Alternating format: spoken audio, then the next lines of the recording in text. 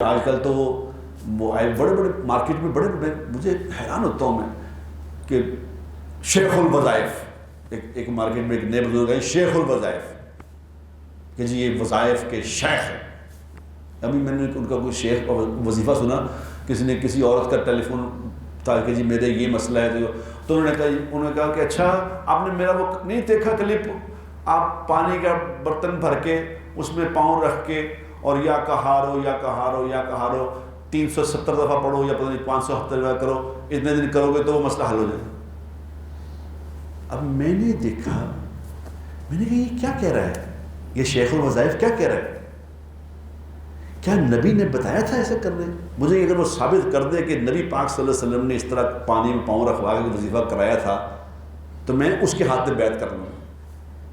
فضول اپنے پاس سے بنا کے، اپنے پاس سے وظیفے بنا کے دے جا رہے ہیں۔ اور شیخ الوظائف دے جناب، ان کی ریکارڈنگیں کیسٹیں دیکھ لیں آپ، کیسٹوں میں دیکھیں شیخ الوظائف عراق میں پھر رہے ہیں، شیخ الوظائف کچھ دنیا میں پھر رہے ہیں، شیخ الوظائف کہاں؟ مت مار دی لوگوں کی، اور لوگوں کی مت تو پہلے بجی تھی۔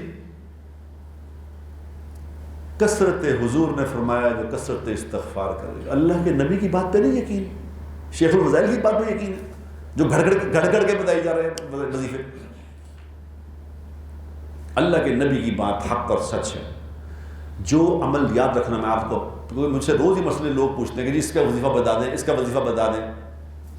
کل رات مجھے کسی نے کہا جی وہ ساڈے گھر دے باہر کوئی عورت آئی سی، وہ کڑے سٹ گئی، فوٹو بھیجی، کڑے سٹ گئی، ایسا کی مطلب ہے؟ اب بتاؤ کیا کہوں؟ میں کہ جا شیخ الوظائف کو چلا جا کڑے لے کے۔ اور اچھے بڑے لوگ مت ماری گئی۔ کوئی آپ کو کہے کہ وظیفہ یہ پڑھ لو تو سب سے پہلا اس سے سوال یہ کرنا کہ میرے نبی نے یہ کیا ہے، کیا یہ نبی سے ثابت ہے؟ اگر نہیں ثابت تو یہ وظیفہ اپنے پاس ہی رکھیں آپ۔ میرے پاس نبی کا وظیفہ ہے، نبی کے وظیفے سے بڑا وظیفہ کوئی ہے تو کیا ضرورت ہے؟